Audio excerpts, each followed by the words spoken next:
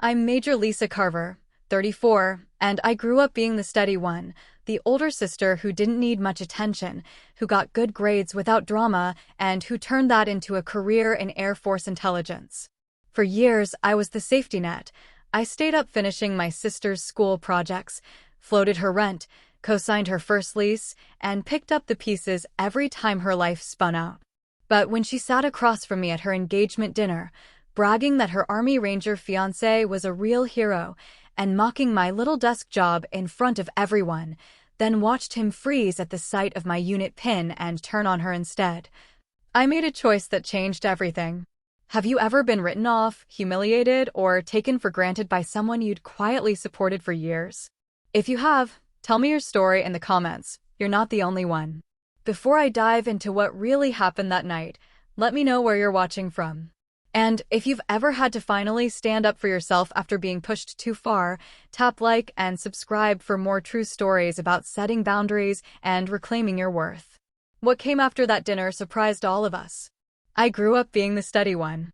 The older sister who didn't need much attention, who got good grades without drama, who helped more than I asked for help. Maya was different, loud, charming, always the center of whatever room she walked into. Our parents loved us both, but they worried about her more. I think that's why I started taking care of her early. It felt natural. When she forgot her science project was due, I stayed up with her building a volcano. When she needed gas money in high school, I split my paycheck from the grocery store. When she cried about boyfriends or friend drama, I listened for hours. I didn't mind. She was my sister. I joined the Air Force right out of college, commissioned as a second lieutenant at 23. The ceremony was small, just my parents and Maya. She took pictures and posted them everywhere, telling people her sister was so smart and in the military now. But I could tell she didn't really understand what that meant. To her, it was just another thing I did that made me boring compared to her. I was stationed at Lackland first, then moved around as my career developed. Intelligence work. Long hours. Briefings I couldn't talk about. Deployments that came with 2 weeks' notice. I sent money home when Maya needed help with rent. I co-signed her first apartment lease. When her car died, I helped her buy a used Honda. She'd call me during those years, usually when she needed something. Sometimes just to complain about her job or her latest boyfriend. She never asked much about my work. When I tried to explain, her eyes would glaze over. It sounds so technical, she'd say. I could never do something like that. I made first lieutenant at 25, then captain at 29. Each promotion came with more responsibility, more clearances, more things I couldn't discuss over the phone. My mentor, Colonel Dana Whitmore, pulled me aside after I pinned on 03. "You're doing good work, Carver," she said. "But you need to stop letting people underestimate you. Even family." I didn't know what she meant then. I thought I was just being helpful. Maya moved through jobs like she moved through everything else, quick and restless. She'd work retail for 6 months, then quit to try restaurant management. She'd talk about going back to school, then decide it wasn't worth it. I kept helping when she asked, covering bills when she came up short, lending her money that became gifts because asking for it back felt petty.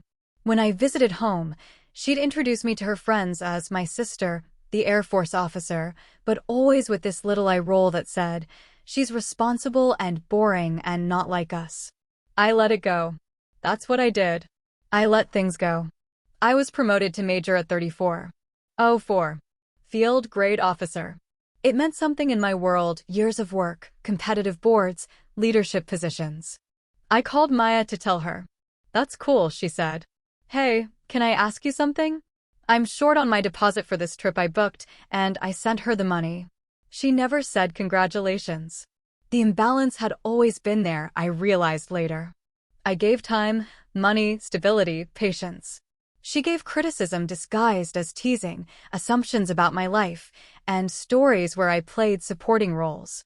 But she was my sister. And I kept thinking that's just how family worked. Colonel Whitmore saw it differently. We were having coffee after a long briefing, and I mentioned Maya casually, something about helping her move again. "You talk about her like she's your dependent," Whitmore said. "She's my sister. She's also 32 years old." I didn't have an answer for that. Whitmore stirred her coffee, watching me. I had a brother like that. Took me years to realize he didn't need saving. He needed consequences. I thought about that conversation for weeks. But I didn't change anything. Not yet. Maya started dating Eric when I was deployed to Qatar. She sent me pictures him in uniform, flexing at the gym, standing in front of a Ranger battalion sign. Her messages were full of exclamation points. He's a real hero. Special operations. Not like desk work, actual combat. I didn't take the bait. I was happy she was happy. When I got back stateside, she talked about him constantly. How tough his training was. How dangerous his job was. How he understood things regular people couldn't understand. She started using him as a measuring stick for everything, especially me.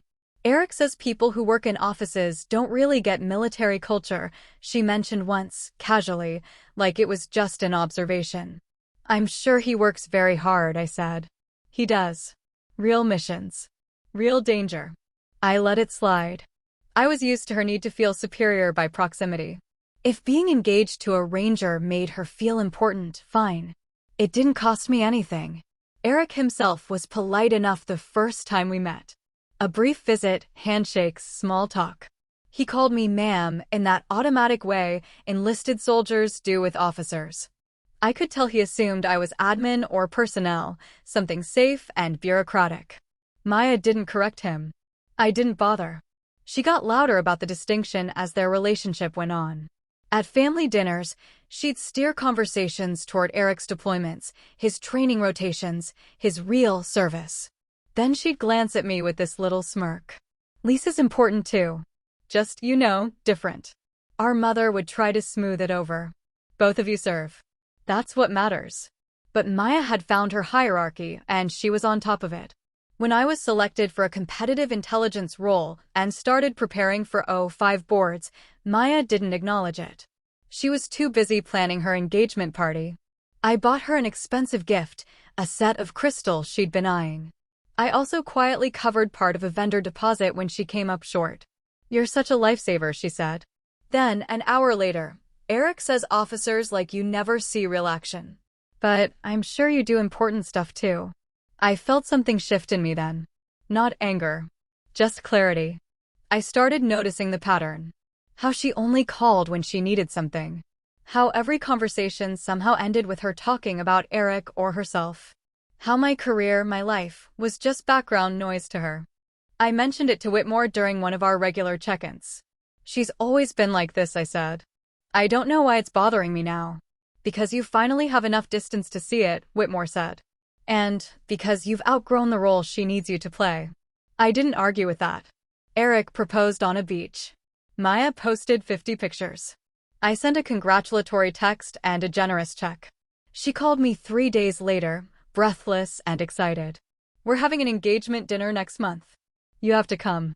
I want you to really meet Eric. See what a real operator is like. The way she said real made my jaw tighten. I'll be there, I said. Great. Oh, and Lisa? Try not to, make it about your job or whatever. This is Eric's night. Well, our night. You know what I mean. I knew exactly what she meant. I didn't realize until later that she'd been trashing me to him for months. Building herself up by tearing me down. Painting me as the boring, overrated sister who thought she was important but really just pushed papers. I should have seen the dinner coming. But I didn't. I really didn't. The dinner was scheduled for 1800 hours at a steakhouse Maya had been talking about for weeks. I came straight from a planning meeting at Randolph, still in service dress. It wasn't ceremonial, I just hadn't had time to change. The moment I walked in, Maya's face pinched. Did you really have to wear that? I didn't have time to go home. Of course you didn't. She looked at Eric, then back at me. Always so busy and important. I ignored the edge in her voice and followed them to the table. Our parents were already seated, looking uncomfortable. They'd learned to navigate Maya's moods, but tonight felt different. Sharper. Eric stood when I approached, polite, his handshake firm. Ma'am. Good to see you again, Eric. Maya jumped in before he could respond. Eric just got back from a training rotation. Fort Benning. Ranger stuff. Intense. Sounds demanding, I said. It is, Maya said, answering for him. Not like sitting in air-conditioned offices. My father cleared his throat. My mother studied her menu. We ordered. Maya controlled the conversation, weaving between wedding plans and Eric's accomplishments. She had a way of making everything sound like a performance, like she was narrating a highlight reel. Eric mostly nodded, occasionally correcting minor details she got wrong. Then she turned to me. So, Lisa, still doing the Intel thing? Still doing it? She basically does HR with acronyms, Maya said to Eric, laughing. Like, important, but not, she gestured vaguely. Boots on the ground. I took a sip of water. Something like that. Eric gave me a polite smile, the kind people use when they don't want to engage. He was looking past me, probably ready to move on. Then his eyes caught something on my lapel. His expression changed. Completely. The polite smile dropped. His eyes locked on the unit pin I'd been wearing all day without thinking about it. It was small, subtle, the kind of thing most people wouldn't notice. But Eric noticed. He went very still. Where did you get that? His voice was different now. Quiet. Focused. I glanced down at the pin. I earned it. The color drained from his face. He pushed his chair back slightly, staring at me like he was seeing me for the first time. Maya laughed, confused. What? It's just a pin. Eric, what, Lisa? He cut her off, his voice tight. Stop talking. She blinked. Excuse me. He didn't look at her. His eyes were still on me, on the pin, and something like fear flickered across his face. He stood up slowly, almost uncertain. Do you know who she is? He said to Maya, his voice strained. Maya's face flushed. She's my sister. I know exactly who she is. No. Eric shook his head. You don't. The table went silent. My mother's fork hovered midair. My father's hand tightened on his glass. Maya's voice rose, defensive now. Eric, what are you doing? She's Air Force intel. She's not what? Eric's tone was sharp now, almost angry. You've been telling me she pushes papers. That she doesn't do anything real. She doesn't. Maya's face was red. She sits at a desk. Eric finally looked at her, and the expression on his face was something between disbelief and disappointment. You have no idea what you're talking about. He turned back to me, and his posture shifted. Straighter. Formal. Respectful in a way that felt almost military. Ma'am, I apologize. I didn't realize. He stopped, swallowed. I didn't know. I kept my voice level. It's fine, Eric. It's not fine. He looked back at Maya, and his voice dropped. Do you know what that pin means? Maya's eyes darted between us, her confidence cracking. It's not just anything. He stepped back from the table. I've seen that pin twice. Once on a briefing officer before a classified op. Once on a JSSC liaison I couldn't ask questions about. He looked at me again. I shouldn't even be seeing it here. My mother's hand went to her mouth. Maya stared at me, her expression twisting into something ugly. You're doing this on purpose. I'm not doing anything. You are. Her voice cracked. You're trying to ruin my night. You can't stand that Eric is someone important, so you have to, pull rank? At my engagement dinner. I stayed seated, calm. I didn't say a word, Maya. You didn't have to. She stood now, shaking. You wore that uniform. You wore that stupid pin. You wanted this to happen. That's not true. Yes, it is. She turned to Eric, desperate. Tell her. Tell her she's overreacting. But Eric wasn't looking at her anymore. He was still looking at me, his jaw tight, his hands clenched at his sides. I can't marry someone who disrespects a service member like this, he said quietly. Maya's face went white. What? You've been lying to me. About her. About what she does. I didn't lie. You did. His voice was flat now. And I'm done. He grabbed his jacket and walked out. The restaurant felt too quiet. My parents sat frozen. Maya stood there, trembling, her face a mess of rage and humiliation. Then she turned on me. This is your fault. I stood slowly, picking up my purse. I'm going to go. Of course you are. You got what you wanted. I met her eyes. I didn't want any of this. Liar. I walked past her. My father reached for my arm, but I shook my head. I didn't trust myself to speak. Outside, the air was cool. I sat in my car for a long time, hands on the steering wheel, breathing slowly. My phone buzzed. A text from Maya. I hope you're happy. I deleted it. Then another. You've always been jealous of me. I turned my phone off. I drove home in silence, the weight of the evening settling over me like a fog. I didn't feel victorious. I didn't feel vindicated. I just felt tired. Maya called the next morning at 0600. I let it go to voicemail. She called again at 07. Then 08.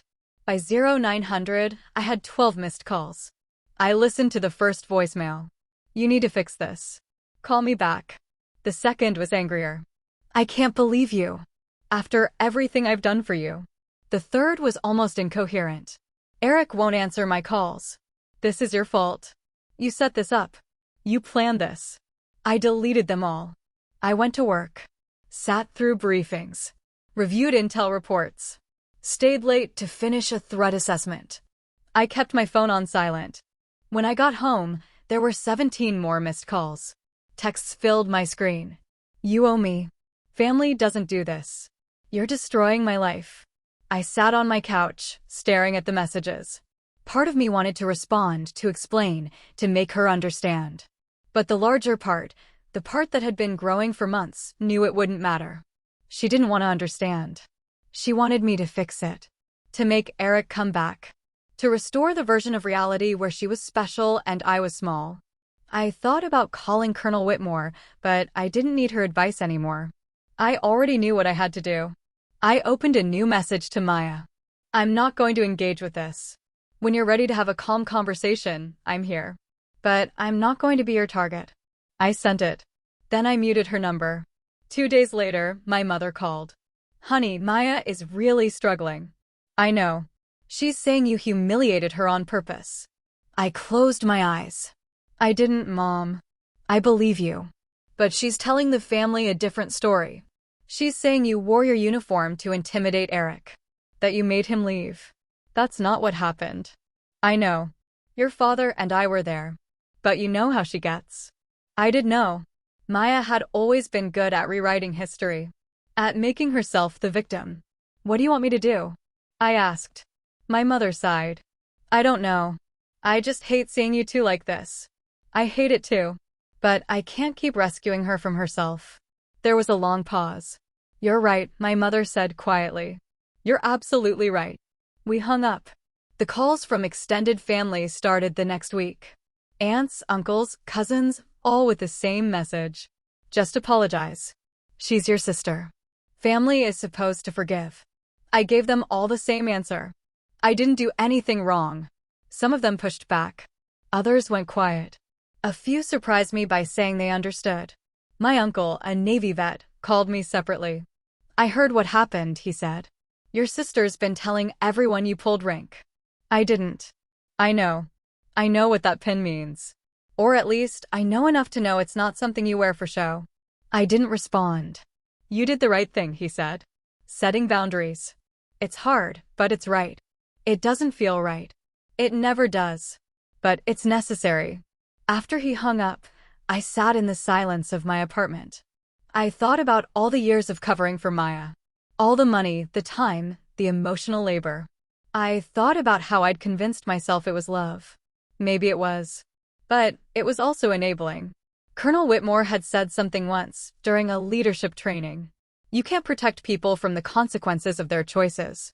All you can do is make sure your boundaries are clear. I'd nodded at the time, thinking she was talking about subordinates. But she'd been talking about everyone. A week later, Eric sent me a message through LinkedIn.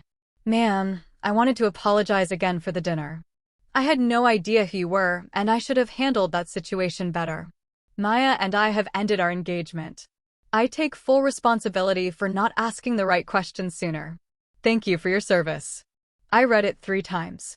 Then I responded. No apology necessary. I wish you well. He didn't reply. I didn't expect him to. Maya found out about the message. I don't know how, maybe she still had access to his accounts. She sent me a voicemail that night. So now you're talking to my ex-fiancé? Behind my back? You really can't help yourself, can you? I didn't respond. She showed up at my apartment 2 days later. I saw her car in the lot when I got home from work. She was sitting on the steps, arms crossed, eyes red. I almost turned around. Almost got back in my car and drove somewhere else. But I didn't. I walked up to her. Maya, you can't ignore me forever. I'm not ignoring you. I'm setting boundaries. She laughed bitterly. Boundaries. Right. That's what you call abandoning family.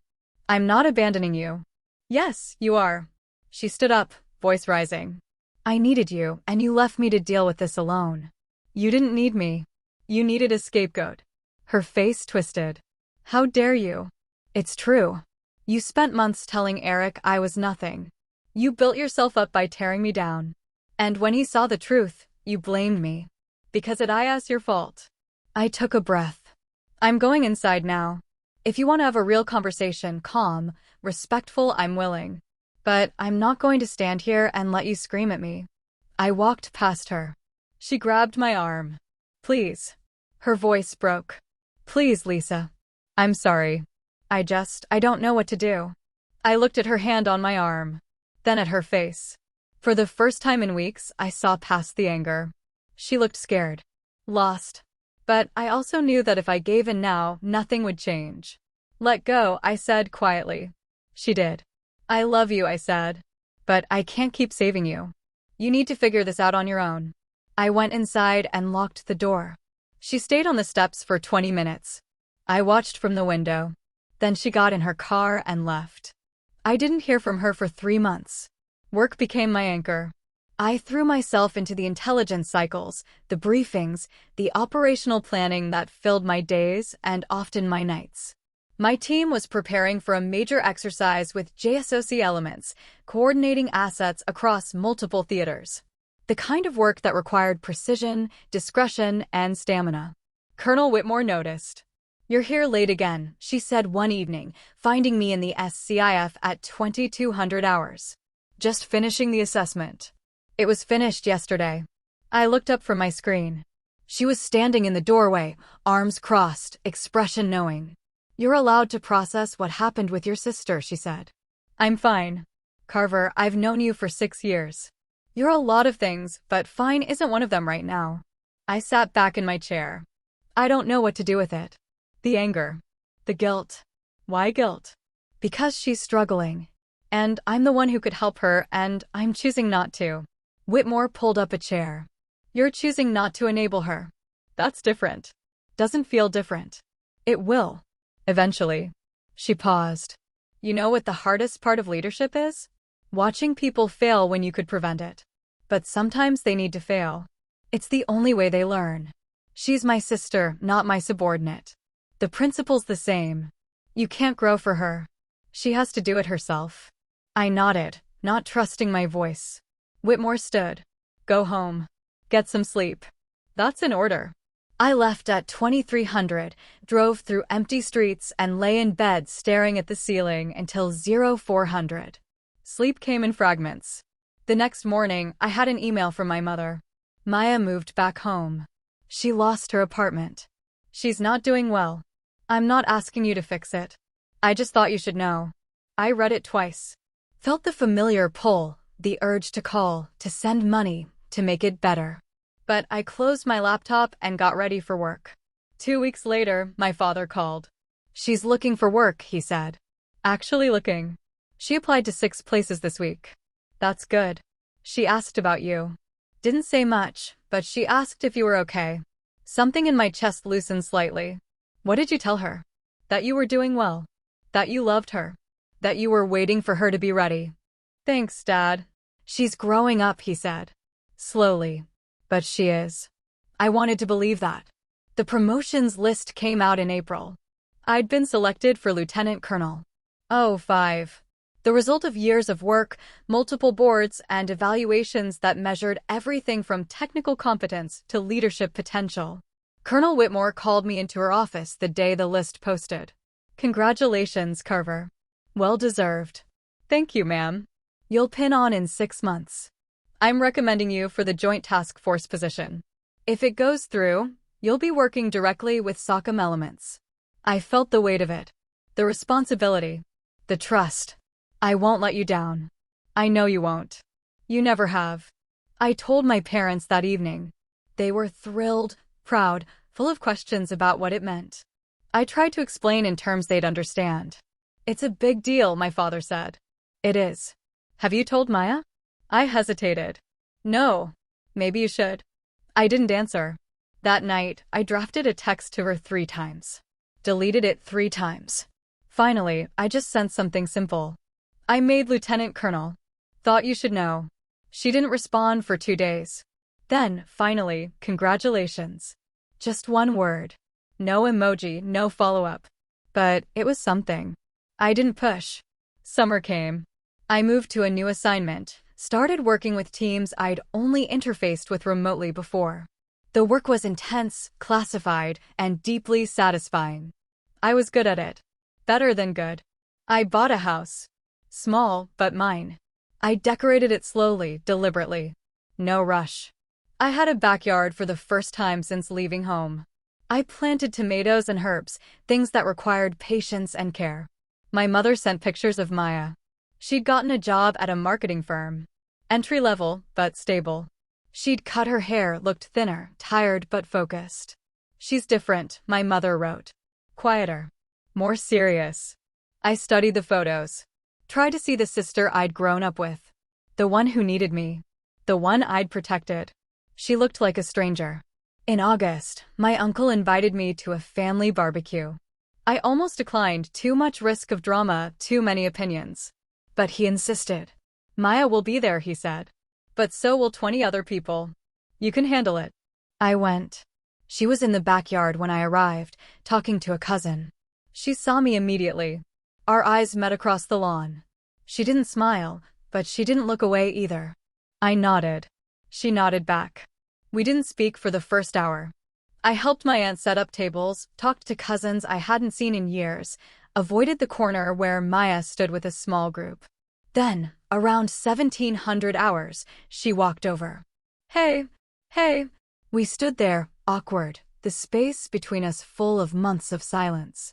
You look good, she said finally. The house thing. Mom told me. Thanks. You too. The job sounds solid. It's okay. Better than before. Silence again. I'm sorry, she said quietly. For all of it. The dinner. The calls. The things I said. I didn't respond immediately. I wanted to make sure I heard her correctly. I was jealous, she continued. I've been jealous of you my whole life. And I hated that, so I turned it into something else. Made you small so I could feel big. Maya, let me finish. She took a breath. Eric breaking up with me was the worst thing that ever happened to me. But it was also the best. Because I had to actually look at myself. At what I'd been doing. And I didn't like what I saw. I felt something crack in my chest. Not breaking. Opening. I'm not asking you to forgive me, she said. Not yet. I know I have to earn that. But I wanted you to know that I see it now. What I did. What you did for me all those years. I see it. I never wanted you to fail, I said. I know. But I needed to. I really did. We stood there as the sun moved lower, casting long shadows across the grass. Around us, family laughed and talked and ate. Normal. Easy. Can we try again? Maya asked. Slowly? I thought about it. Really thought about it. About boundaries and consequences and the difference between helping and enabling. Yes, I said. Slowly. She smiled, tentative and real. Okay. We didn't hug. Didn't make grand promises. We just stood there, 2 sisters starting over from a place of truth instead of obligation. It was enough. The months that followed weren't perfect. Maya and I rebuilt slowly, carefully, like engineers working on a damaged foundation. We texted occasionally. Short messages. How was your week? Saw this and thought of you. Nothing heavy. She came to my promotion ceremony in October. Stood in the back with our parents, watching as I pinned on Lieutenant Colonel. Afterward, she hugged me. I'm really proud of you, she said. Thank you. I mean it. I know I never said it before, but I am. I always was. I just didn't know how to handle it. I squeezed her shoulder. I know. We went to lunch after, just the 2 of us. sat in a small cafe near base, and talked like adults. She told me about her work, about the campaigns she was helping develop. She asked about mine, and when I said I couldn't talk about most of it, she nodded. The pin, she said. From the dinner. Can you tell me what it means now? Not really. Is it classified? It's complicated. She smiled. That's very you. What does that mean? You've always been complicated. Deep. I just couldn't see it because I was too busy making everything about me. I sipped my coffee. We were both young. We're both learning. You're being generous. I'm being honest. She looked at me for a long moment. I don't need saving anymore. I want you to know that. I'm figuring it out. I can see that. But I do need my sister. If you're willing. I am. We split the check. She insisted. It was a small thing, but it mattered. Over the next few months, we found a rhythm. Coffee once a month. Phone calls that didn't center on crisis. Conversations where we both talked and both listened. She told me about a guy she was seeing, casual, no pressure, no grand pronouncements. I told her about the frustrations of military bureaucracy, the parts one could share. She never asked for money. When she struggled, she figured it out herself. When she succeeded, she shared it without needing my validation. One evening in December, she called me crying. What's wrong? I asked, already tensing. Nothing. Nothing's wrong. I just got promoted. Team lead. And I wanted to tell you. I smiled. That's amazing, Maya. I know. I can't believe it. Me. Leading people. You can do it. I'm terrified. That means you care. That's good. She laughed through tears. When did you get so wise? I'm not. I'm just older. Well, it works for you. We talked for an hour. About leadership, responsibility, imposter syndrome. Things I'd felt when I first led teams. She listened like I was actually teaching her something. When we hung up, I sat in the silence of my house and felt something I hadn't felt in years. Peace. Christmas came. The whole family gathered at our parents' house. Maya and I worked together in the kitchen, chopping vegetables and arguing about seasoning like we had as kids. But different. Easier. Eric's name came up once. Maya mentioned him casually, without bitterness. I saw he got selected for a special assignment. Good for him. You're not angry? I was. For a long time. But he was right. About me. About what I was doing. She looked at me. I wasn't ready to be someone's partner. I was too busy trying to prove I was worth something. You are worth something. I know that now. But I had to learn it myself. That night, after dinner, Maya pulled me aside. I got you something. She handed me a small box. Inside was a silver bracelet, simple and elegant. It's not expensive, she said quickly. But I wanted to get you something real. Something that wasn't about me needing you. I put it on. It's perfect. There's an engraving. I looked closer. On the inside, steady. Strong. Sister. My throat tightened. Maya. I know we're still figuring this out. But I want you to know I see you now. Really see you. I hugged her. Tight. Real. I love you, I said. I love you too. Spring brought new assignments, new challenges. I moved into the Joint Task Force position, working operations that pulled from every branch, every specialty. The work was exactly what I'd trained for: complex, high-stakes, demanding excellence. I was good at it. My team respected me. My superiors trusted me. I'd found my place. Maya continued growing. She got her own apartment again, decorated it herself, managed her own life. She dated, but carefully. She invested in friendships. She went to therapy. It's helping, she told me over coffee in April. I'm learning why I needed so much external validation. Why I made everything a competition. I'm glad. She asked about you. My therapist. About our relationship. What did you tell her? That I almost destroyed it. That I took you for granted. That you had to walk away so I could find myself. I stirred my latte. And she said that sometimes the most loving thing someone can do is refuse to participate in dysfunction. She sounds smart. She is. She also said I need to make amends. Not just apologize, but change my behavior. Show you through actions that I'm different. You already are. but I want to keep being different. I don't want to slip back. You won't. How do you know? Because you're aware of it now. That's half the battle. She smiled. Look at you, being all wise again. In June, I received orders for a temporary deployment. For months, classified location, limited communication. I told Maya over dinner. For months. Maybe less. Depends on the operation. She nodded slowly. Will you be safe? As safe as I can be. That's not reassuring. It's honest. She looked down at her plate. I'm scared for you. I know. But this is what I do. I know that too. She met my eyes. I'm proud of you. I know I said it before, but I need to say it again. What you do matters. And I'm sorry I never saw that. Thank you. Will you write? Even if you can't say where you are. When I can. That's enough.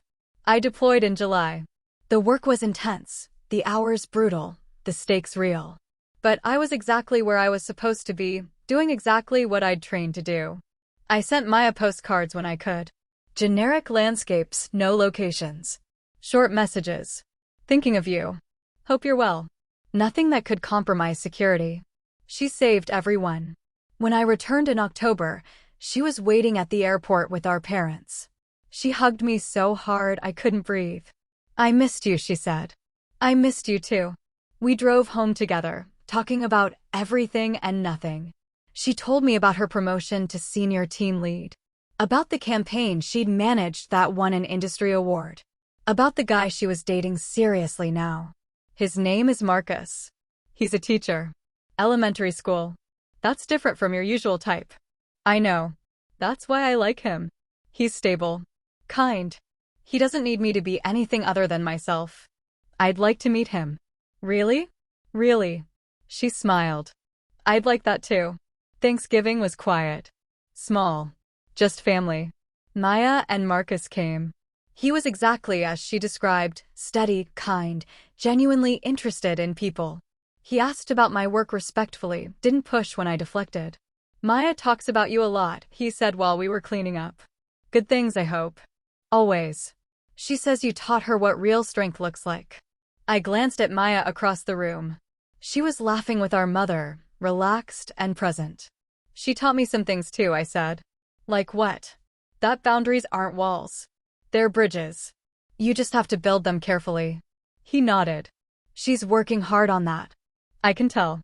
That night, as everyone was leaving, Maya pulled me aside again.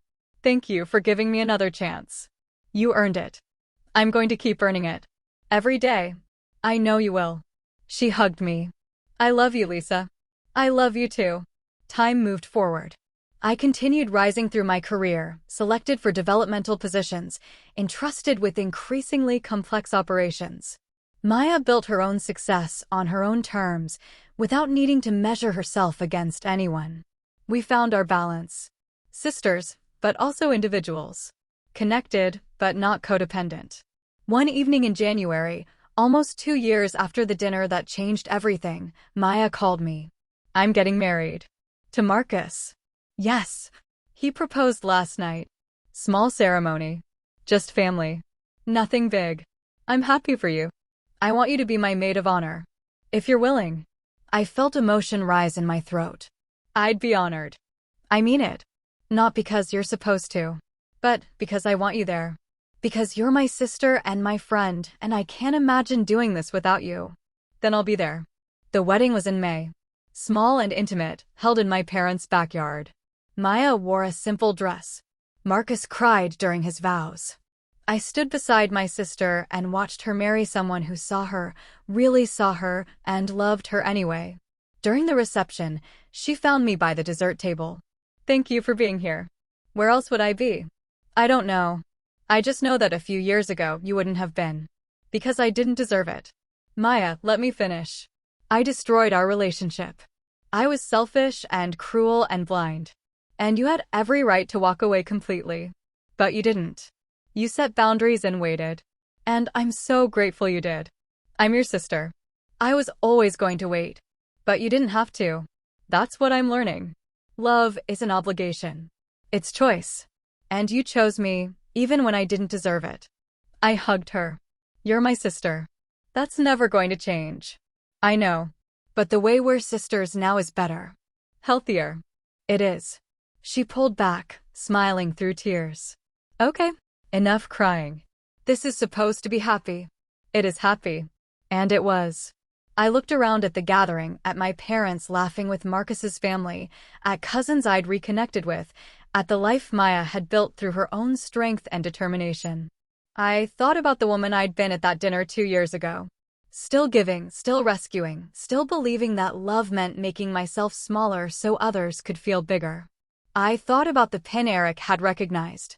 The work I did that most people would never know about. The responsibility I carried quietly, without fanfare. I thought about Colonel Whitmore's words, some people need to believe you're smaller so they can feel bigger. But I wasn't small. I never had been. And Maya didn't need me to be anymore.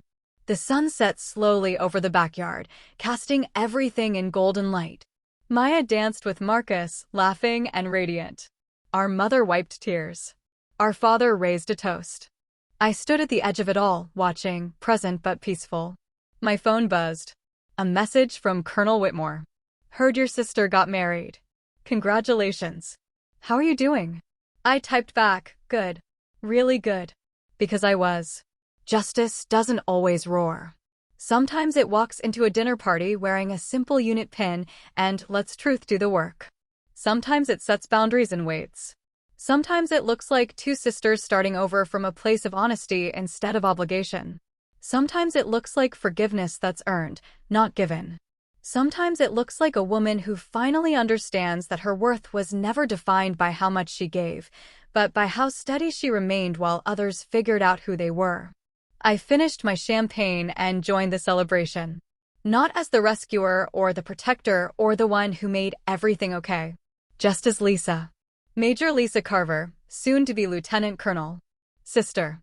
Officer. Friend. Enough. More than enough. Exactly who I was always meant to be. 15 years changes everything and nothing. I'm 49 now, a full colonel with 26 years of service.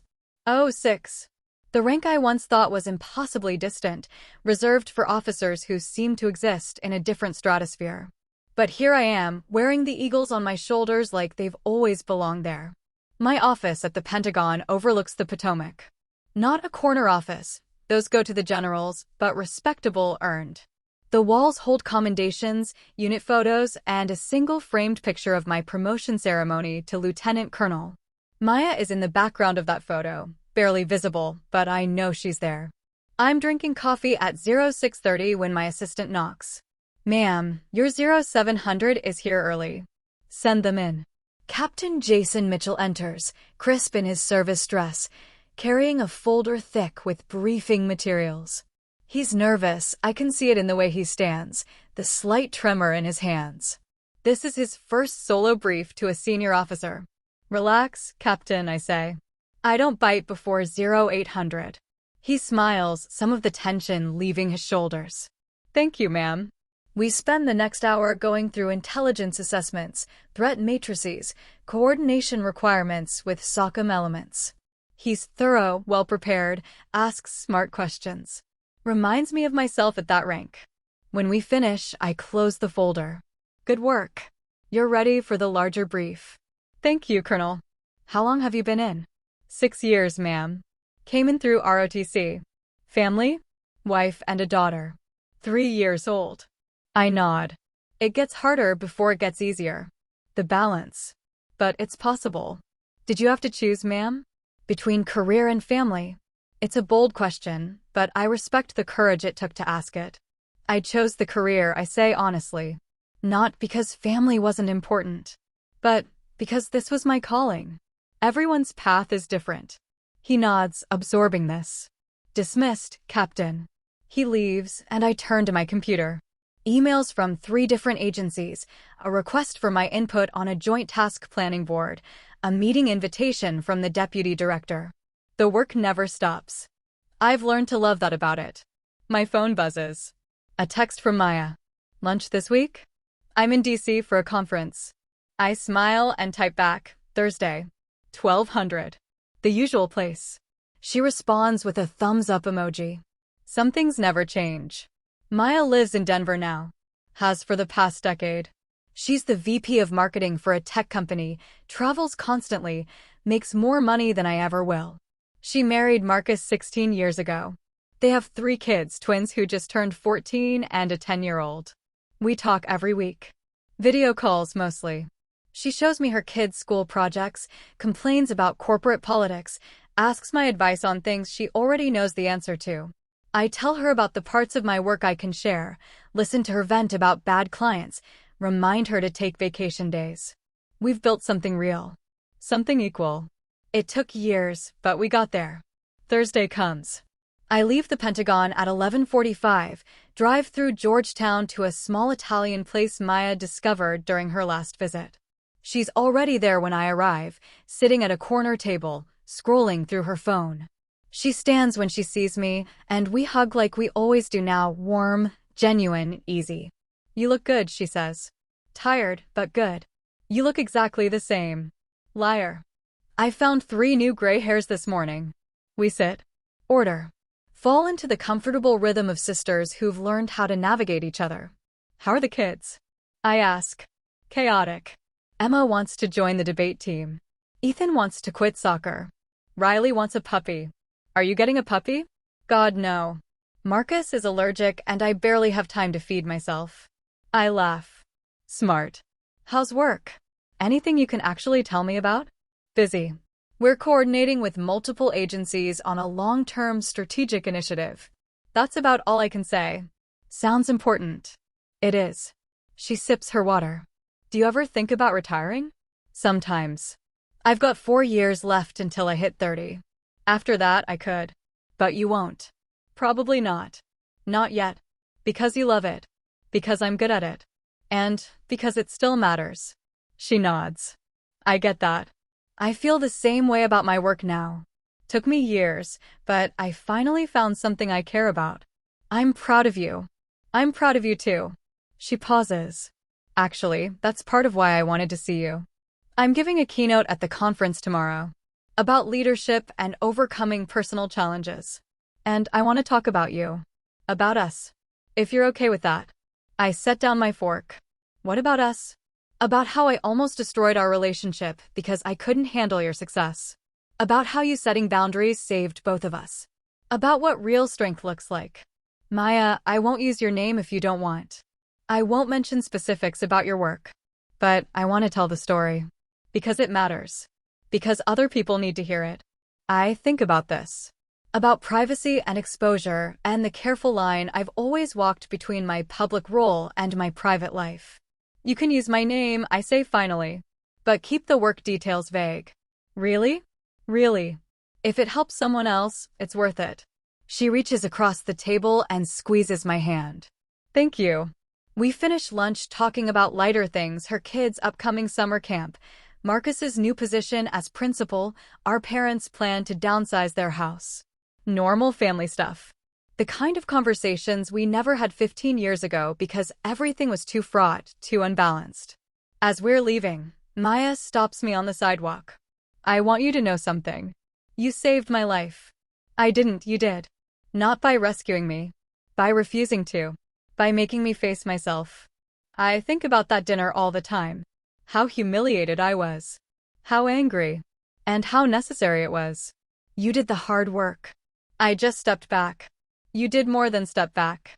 You held a boundary when everyone was telling you to give in. That's not easy. No, it wasn't. I'm sorry it took me so long to understand. You understand now. That's what matters. We hug again, and she gets in her rental car. I watch her drive away, feeling the warmth of connection without the weight of obligation. That evening, I'm home in my townhouse in Arlington, reviewing briefing materials, when my phone rings. Colonel Dana Whitmore. Retired now for 5 years, but we still talk monthly. Whitmore, I answer, smiling. Carver. How's the Pentagon treating you? Same as always. Bureaucratic and essential. She laughs. I don't miss it. Well, sometimes I miss it. Mostly I miss the people. How's retirement? Busy. I'm consulting for a defense contractor, teaching a graduate course on intelligence strategy, and somehow I'm busier than when I was active duty. That sounds about right. I'm calling because I heard your name come up in a very interesting conversation. Something about a developmental position for O7 candidates. I go still. I haven't heard anything official. You will. Probably in the next month. They're looking for someone with your background for a joint task force command position. If you're selected, you'd be in line for Brigadier General. O7. General Officer. A rank I've thought about but never quite let myself believe in. I don't know if I'm ready for that. You've been ready for years. The question is whether you want it. I do. I think I do. Then prepare yourself. Because if this comes through, your life is about to change again. We talk for another 30 minutes about what general officer life looks like, the sacrifices, the rewards, the responsibility. When we hang up, I sit in silence, processing. Brigadier General. The first star. The culmination of decades of work. I think about the second lieutenant I was at 23, wide-eyed and determined. I think about the captain who learned to navigate operational complexities. The major who finally set boundaries with her sister. The lieutenant colonel who commanded respect through competence rather than volume. I think about all the versions of myself that led here. My phone buzzes. A text from Maya. Killed the keynote. People loved it. Thank you for letting me tell our story. I respond, proud of you. She sends back a heart emoji. I pour myself a glass of wine, stand at my window overlooking the city, and let myself imagine it. General Carver. The responsibility. The opportunity. The weight. I'm ready. The official notification comes 3 weeks later. I'm invited to interview for a developmental position that would prepare me for brigade-level command and potential selection to O7. The interview panel includes 2 major generals and a lieutenant general. The questions are sharp, probing, designed to test strategic thinking and leadership philosophy. Colonel Carver, tell us about a time you had to make an unpopular decision and stick with it. I think about Maya. About that dinner. About the months of family pressure and guilt. I had a family member who was dependent on my support, financial and emotional. For years, I provided that support without question. But eventually, I realized I was enabling destructive patterns rather than helping. I made the decision to step back, to set clear boundaries, despite significant pressure to maintain the status quo. What was the outcome? Short term, it was painful. The relationship fractured. Extended family criticized the decision. But long term, it allowed that family member to develop independence and self-sufficiency. Today, our relationship is healthier and more balanced than it's ever been. How did you know you were making the right choice? I didn't. Not at the time. But I trusted my assessment of the situation and committed to the decision. Leadership isn't always about knowing you're right. Sometimes it's about making the best choice you can with the information you have and seeing it through. The general nods, makes a note. The interview lasts 90 minutes. When I leave, I have no idea how I did. But I know I represented myself honestly. 2 months later, I'm selected.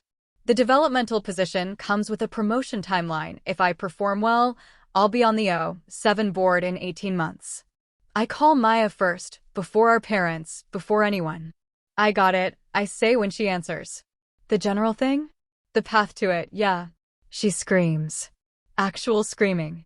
I have to hold the phone away from my ear. Oh my God. Lisa. This is incredible. It's not a sure thing.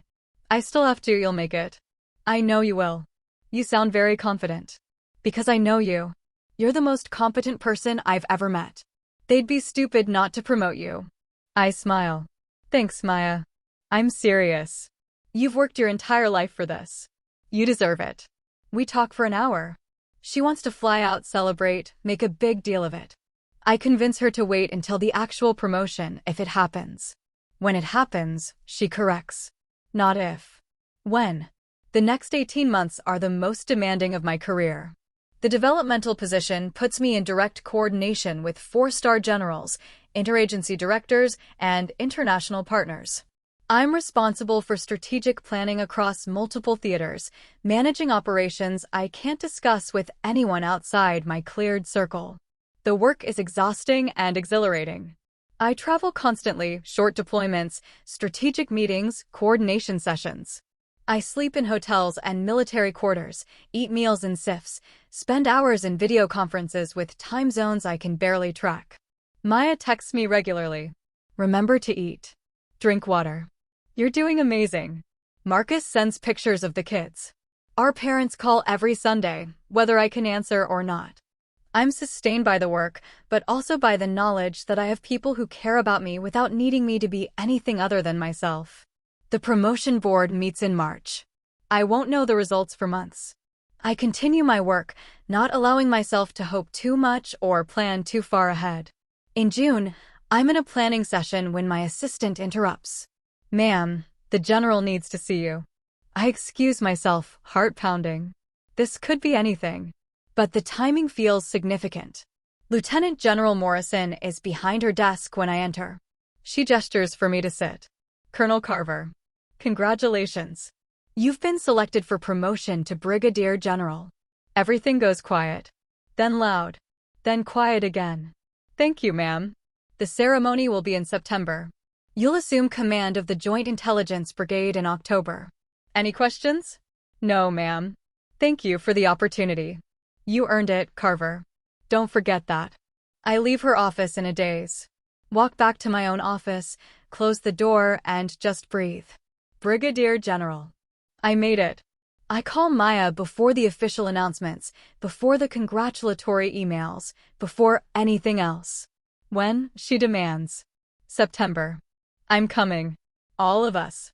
Marcus, the kids, everyone. You don't have to, Lisa. We're coming. This is happening. Accept it. I laugh, tears in my eyes. Okay, you're coming. Damn right we are. The promotion ceremony is held at the Pentagon on a clear September morning. The room is full, colleagues, mentors, subordinates, friends. My parents sit in the front row, both crying before it even starts. Maya sits beside them with Marcus and the kids. The twins look bored. Riley keeps asking when the important part happens. Colonel Whitmore is there, wearing her dress blues even though she's retired. She catches my eye and nods. Lieutenant General Morrison presides. The ceremony is traditional, formal, precise. My accomplishments are read aloud, deployments, awards, positions held. It sounds like someone else's life. Then Maya and Marcus are called forward to pin on my stars. I hadn't known this was happening. I'd assumed it would be Morrison or another senior officer. Maya's hands shake as she pins the first star. "I'm so proud of you," she whispers. Marcus pins the second. "Thank you for showing my kids what excellence looks like," he says quietly. I swallow hard, fighting to maintain composure. The oath is administered. I repeat the words I've said before, but they mean something different now. More weight. More responsibility. When it's over, people line up to congratulate me. Handshakes, salutes, brief conversations. It takes an hour to get through everyone. Finally, I find my family. Riley hugs my legs. "You look fancy, Aunt Lisa." "Thank you, Riley." Emma, one of the twins, studies my stars. "Does this mean you're really important now?" "It means I have more responsibility." Ethan, the other twin, looks skeptical. "What do you actually do?" Maya laughs. "Ethan, don't interrogate your aunt at her promotion ceremony." "It's okay, I say. I work with people from different parts of the military and government to solve complicated problems and keep people safe." "That's vague," Ethan says. "It has to be. A lot of what I do is classified." "That means secret," Emma explains to Riley. "I know what classified means," Riley insists. I catch Maya's eye. She's smiling, eyes bright with tears and pride and joy. Our parents take approximately 1,000 pictures. Marcus coordinates a family photo. Maya stands beside me, not in front, not behind, just beside. Equal. That evening, there's a reception. More handshakes, more congratulations, more conversations about the future. I'm gracious, professional, present. But when it's finally over, when I'm alone in my townhouse with my stars sitting in their case on my desk, I let myself feel it. All of it. The pride. The exhaustion. The satisfaction of a goal achieved through decades of work. The knowledge that I did this myself on my own terms, without compromising who I was. I think about the woman I was at that dinner 15 years ago. Still learning to value herself. still accepting less than she deserved. I think about the pin Eric recognized. How that moment of truth changed everything. I think about Maya, how she fell apart so she could rebuild herself into someone real. I think about boundaries and consequences and the long road to mutual respect. My phone buzzes. A text from Maya. Today was perfect. You were perfect. I love you. I type back, love you too. Thank you for being there. Always. I set my phone down and look at the stars again. Silver, gleaming, earned. Tomorrow, I'll start the work of commanding a brigade. I'll make decisions that affect hundreds of people. I'll coordinate operations across continents. I'll carry the weight of the rank I've worked my entire adult life to achieve. But tonight, I'm just Lisa. Daughter. Sister. Aunt. Friend. General. All of it. Every version. Every hard choice. Every boundary held. Every consequence accepted. Worth it. Every single piece of it. I pour myself a glass of wine, stand at my window one more time, and toast the city spread out below me. To the journey. To the work. To the relationships that survive because they're built on truth instead of need. To the woman who walked into a dinner party wearing a simple pin and let the chips fall where they would. To the woman who learned that sometimes the most powerful thing you can do is refuse to make yourself smaller. To the woman who became a general not despite the hard choices, but because of them. To me. Finally, fully to me. The retirement ceremony is smaller than the promotion ones were. I requested that. 34 years of service deserves dignity, not spectacle. I'm 63 now. Major General, retired as of today. Oh, 8. 2 stars I never imagined when I was that second lieutenant filing paperwork at Lackland. The chapel at Joint Base Andrews holds maybe 100 people. Colleagues, former subordinates, a handful of officers I came up with who are still serving. General Marcus Chin, who I worked with on 3 different continements, flew in from Stuttgart to speak.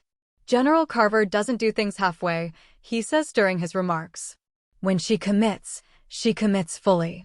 When she leads, people follow. Not because they have to, but because they trust her judgment more than their own doubts. I sit in the front row, dress blues pressed perfect one last time, and try to absorb it. 3 decades. Dozens of deployments. Operations I'll never be able to talk about. Lives saved through intelligence work that will never make headlines. Worth every moment. My family takes up 2 full rows. Maya and Marcus, their 3 kids, all grown now. Emma just finished law school. Ethan's a software engineer in Seattle. Riley's in her 2nd year at the Air Force Academy. That last one still makes me smile. My parents didn't make it to the ceremony. Dad passed 4 years ago, Mom 2 years after. But I feel them here anyway. They'd lived long enough to see me make general. Long enough to know their daughters had found peace with each other. After the ceremony, there's a reception in the officers' club. More handshakes, more stories, more gratitude than I know what to do with. Riley finds me near the dessert table, looking sharp in her cadet uniform. How does it feel? She asks. Surreal. Final. Right. Any regrets? I think about this. Really think about it. No, not about the career. What about the personal stuff?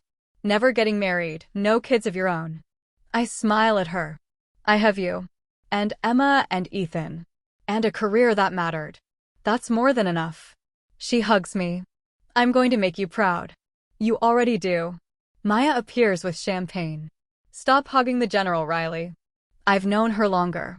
Riley laughs and drifts away to talk to some of my former staff officers. Maya and I step out onto the terrace. April in D.C., cherry blossoms just past peak, the evening warm and clear. I can't believe you're actually retired, Maya says. Neither can I. What are you going to do? I have some consulting offers. A think tank wants me part-time. The Air Force asked if I'd teach at the War College. Are you going to? Maybe. Eventually. First, I'm going to sleep for a week. She laughs. You've earned it. We stand in comfortable silence, watching the sun set over the Potomac. Do you remember that dinner? Maya asks suddenly. Which one? You know which one. The one with Eric. Of course I remember. I think about it sometimes. How that was the night everything changed. It was. I was so awful to you. You were hurting. And young. We both were. You were never awful, though. Even when you walked away, you did it with dignity. I turned to look at her. She's 59 now, gray streaking through her dark hair, laugh lines deep around her eyes. She looks happy, settled, real. We both grew up, I say. You grew me up. By refusing to let me stay small. You did the work, Maya. We both did. She's right. We both did. Marcus joins us, carrying cake. Emma's giving a toast. You two need to come inside. We follow him back in. Emma stands at the microphone, poised and confident. I'm not military, she begins. I don't fully understand what my aunt did for 34 years. But I understand impact. I understand dedication.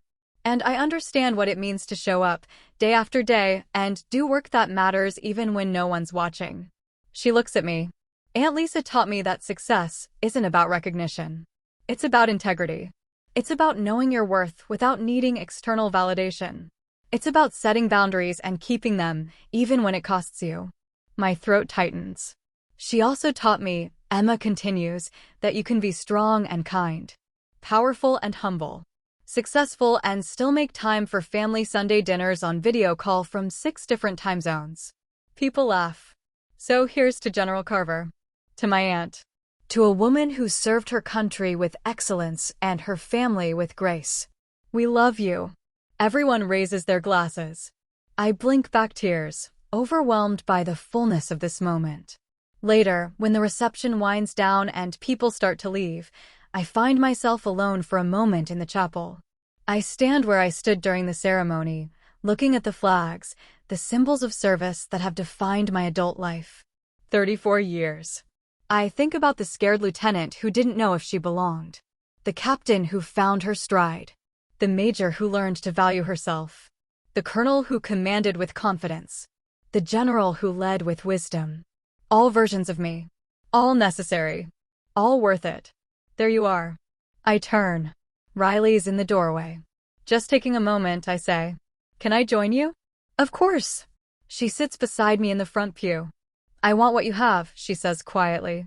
What's that? Peace. Clarity. The knowledge that you did something that mattered. You will. But it takes time. And it takes being willing to make hard choices. Like what? Like knowing when to hold boundaries. When to walk away from situations that diminish you. When to stay and fight for what's right. How do you know the difference? You listen to yourself. Your real self. Not the version that wants to please everyone or avoid conflict. The one that knows your worth. She nods slowly. Mom told me about what happened with her. Years ago. Before I was born. Did she? She said you saved her by refusing to save her. I smile. That sounds like something she'd say. She said it was the most loving thing you ever did. We saved each other.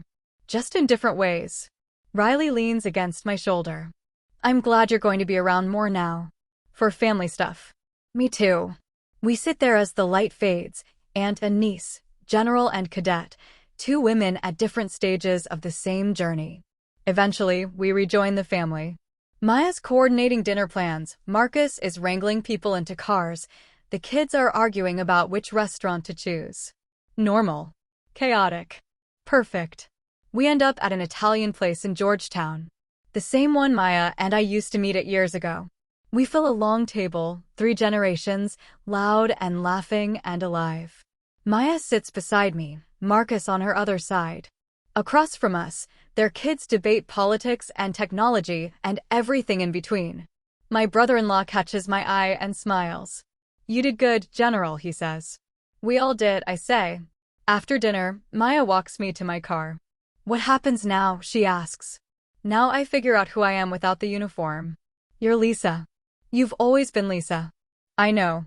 But it's been a long time since Lisa wasn't also lieutenant, captain, major, colonel, general. She's still in there. Probably glad to have some space to breathe. I hug my sister. Thank you for being here. For all of it. Where else would I be? I drive home through quiet streets, still in my dress blues, 2 stars on my shoulders for the last time. Tomorrow, I'll pack up my Pentagon office. I'll sort through 3 decades of memories and files and commendations. I'll turn in my badge and walk out as a civilian for the first time since I was 23. But tonight, I'm still General Carver. And I'm at peace. With my choices. With my life. With the relationships I've built and the boundaries I've held and the work I've done. The pin that started everything, the one Eric recognized 30 years ago, sits in a shadow box in my study. A reminder of the moment truth interrupted comfortable fiction. I look at it sometimes and remember the woman I was. The woman I became. The journey between. It was worth it. Every hard conversation. Every boundary held. Every sacrifice made. Worth it. I change out of my uniform slowly, carefully, folding it one last time. Tomorrow begins a new chapter. Consultant. Teacher. Aunt. Sister. Daughter to parents who live now only in memory. That's my story. And if you've ever had to redraw the lines with someone you love, you know it's never simple and it's never clean. But it is necessary. Before you go, tell me in the comments, have you ever had a family member underestimate you? Did a moment ever expose the truth the way that dinner did for me? And did setting boundaries make things better or push them further away? I want to hear your experiences. If this story resonated with you, hit like, subscribe, and share it with someone who needs to hear that reclaiming your worth isn't selfish, it's survival.